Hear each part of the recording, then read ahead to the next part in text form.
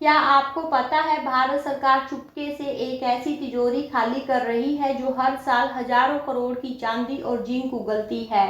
जी हाँ, department of investment and public asset management ने एक बहुत बड़ा दांव खेला है।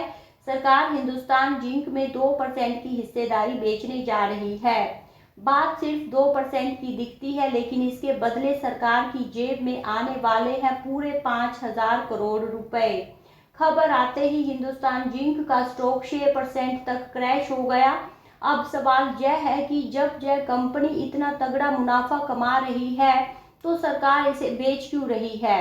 क्या इसके पीछे कोई बहुत बड़ा आर्थिक संकट है या फिर यह सरकार का कोई नया मास्टर प्लान है? और सबसे जरूरी बात, एक आम निवेशक के तौर पर क्या आपको इस गिरावट में शेयर खरीदना चाहिए या दूर रहना चाहिए? आइए आज इस सस्पेंस को खोलते हैं। फ्रेंड्स, हिंदुस्तान जिंक कोई आम कंपनी नहीं है। यह दुनिया की सबसे बड़ी जिंक प्रोड्यूसर और तीसरी सबसे बड़ी सिल्वर प्रोड्यूसर कंपनी है। भारत के जिंक मार्केट पर इसका अकेले 75% कब्जा है, यानी देश में जहां भी जिंक का नाम आएगा वहीं इस कंपनी का राज चलता है। पहले यह पूरी तरह से सरकारी कंपनी हुआ करती थी, लेकिन साल 2002 में सरकार ने इसका प्राइवेटाइजेशन कर दिया और कंट्रोलिंग स्टेक अनिल अग्रवाल की वेदांता लिमिटेड को बेच दिया। आज वेदांता के पास इसकी करीब 61% की स्टेक है और सरकार के पास लगभग 28% की रेजिडेंशियल स्टेक है।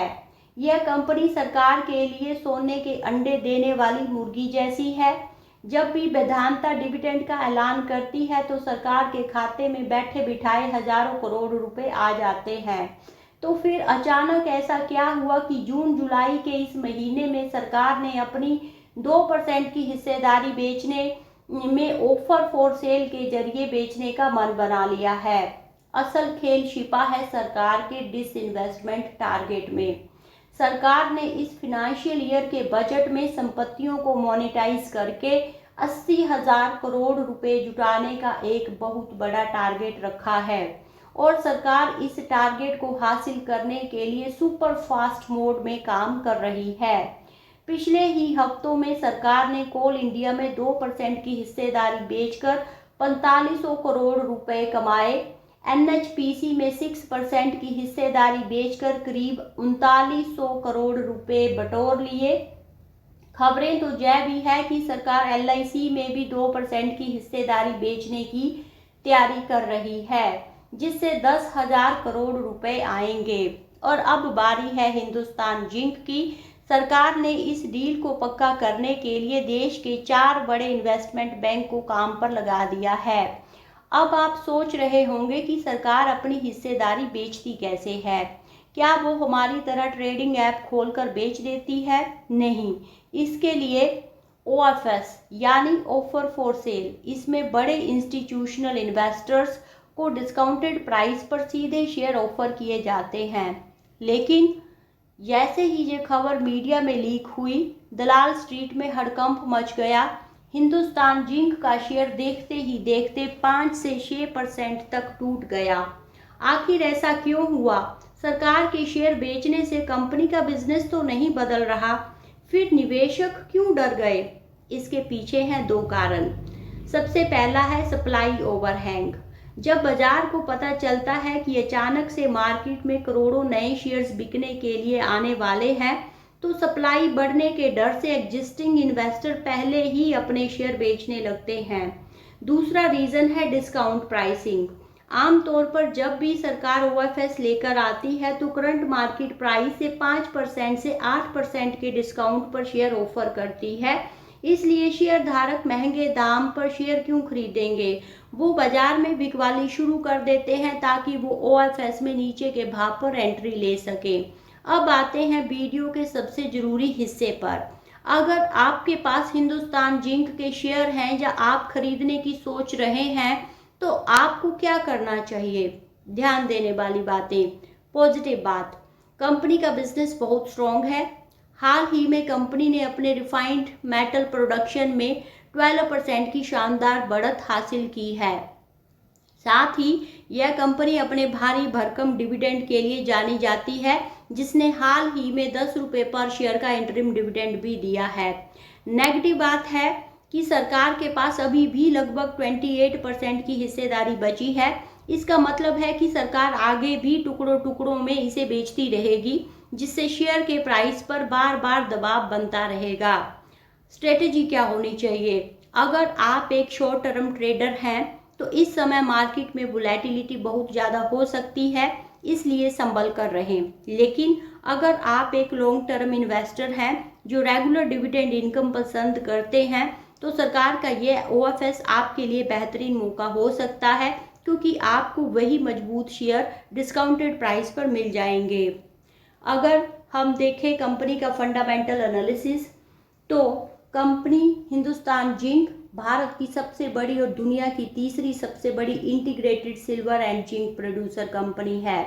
कंपनी के की मैट्रिसेस की ओर नज़र करें तो कंपनी का मार्केट कैप 2,31,610 करोड़ है।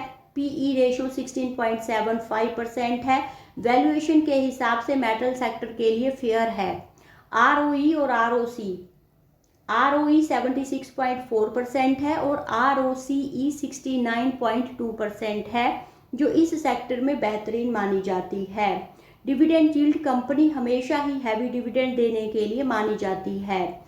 फाइनेंशियल ईयर 2026 की परफॉर्मेंस की ओर नज़र करें तो कंपनी की रेवेन्यू 41,930 करोड़ है, जो कि 20% इंक्रीज हुई है।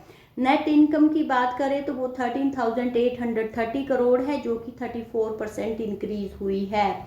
Share holding pattern as of March 2026 promoter stake 60.71% है, जो कि वेदांता लिमिटेड की है, और गवर्नमेंट ऑफ इंडिया की इसमें 27.92%, अप्रोक्सीमेटली 28% है। इसमें से 2% स्टेक बेचने के बाद गवर्नमेंट ऑफ इंडिया के पास 25.92% स्टेक ही बचेगी। कंपनी की स्ट्रेंथ को देखें तो कंपनी जीरो डेट के करीब है। हेल्दी इंटरेस्ट कवरेज रेशो 21.87% है और डोमेस्टिक मार्केट शेयर पर लगभग 75% की मोनोपोली है। वीकनेस की ओर नज़र करें तो लंदन मेटल एक्सचेंज पर मेटल और सिल्वर प्राइसेस का उतार चढ़ाव रहता है और प्रमोटर वेदांता लिमिटेड द्वारा प्लेज शेयर का मामला चिंता का विषय है। बात करें कंपनी के टेक्निकल एनालिसिस की तो स्टॉक फिलहाल अपने हाई लेवल 733 से नीचे धराशायी हुआ है और करेक्शन मोड में चल रहा है। मूविंग एवरेज की ओर देखें तो स्टॉक अपने 50 डेमा 594 के नीचे खिसक चुका है और 200 डेमा 548 के पास बाउंसर या सपोर्ट ढूंढने की कोशिश कर रहा है। कंपनी की RSI स्टॉक की इंडिकेट करती है कि RSI स्टेटस फिलहाल 34 से 36 की रेंज में डेली टाइम फ्रेम में ट्रेड कर रहा है। ये रेंज बताती है कि शेयर अब ओवरसोल्ड टेरिटरी के काफ़ी करीब है, जहां से पैनिक सेलिंग के बाद एक पैनिक डेड कैट बाउंस या कंसोलिडेशन दिख सकता है। हिस्टोग्राम देखें तो रेड बार सेंटर लाइन नीचे बढ़ रही हैं। OFS फ्लोर प्राइस आने तक थोड़ा और प्रेशर रह सकता है। बात करें अगर ब्रोकरेज टारगेट्स की तो मोतीलाल ओसवाल फाइनेंशियल सर्विसेज हाल ही में उन्होंने न्यूट्रल रेटिंग के साथ 630 रुपये का टारगेट बरकरार रखा है। सरकार द्वारा अपनी हिस्सेदारी बेचने के कारण बाजार में अचानक भारी मात्रा में शेयर की सप्लाई आएगी। जब तक यह OFS पूरी तरह से एब्जॉर्ब नहीं हो जाता है, तब तक शेयर की कीमतों में बड़ी रैली आना मुश्किल है। एट प्रेजेंट स्टॉक अपने historical average 5 year trading range के ऊपरी शोर पर ट्रेड कर रहा है। मोतीलाल ओसवाल के मुताबिक मेटल की मौजूदा कीमतें पहले से ही शेयर प्राइस में शामिल है, जिससे सीमित अपसाइड ही नजर आ रही है। DCF और मल्टीपल्स के आधार पर कुछ विश्लेषकों का मानना है कि हिंदुस्तान जिंक की इंट्रिंसिक वैल्यू 430 से 490 के करीब है। इस लिहाज से हिंदुस्तान जिंक अपने मौजूदा भाव से यह शेयर ओवर वैल्यूड है। यदि वैश्विक मंदी के चलते लंदन मेटल एक्सचेंज पर जिंक और लेड की मांग घटती है तो इसका सीधा असर कंपनी के रियलाइजेशन पर पड़ेगा। तो फ्रेंड्स, ये था सारा ब्रोकरेज का ओवरव्यू। अब आप बताइए, इस खबर के बाद आपका क्या प्लान है? क्या आप सोच रहे हैं कि OFS में सस्ते दाम पर खरीदेंगे, या फिर आप सोच रहे हैं कि अभी शेयर बेचने में ही भलाई है, या आप ये सोच रहे हैं कि सिर्फ वॉच लिस्ट में रखकर ट्रैक करते हैं? आपकी जो भी राय है आप प्लीज़ कमेंट बॉक्स में ज़रूर बताएं। और वीडियो इन्फॉर्मेशन लगी हो तो please like share and subscribe your own channel निवेश करें। मिलते हैं एक और वीडियो में, तब तक के लिए बाय बाय, थैंक यू।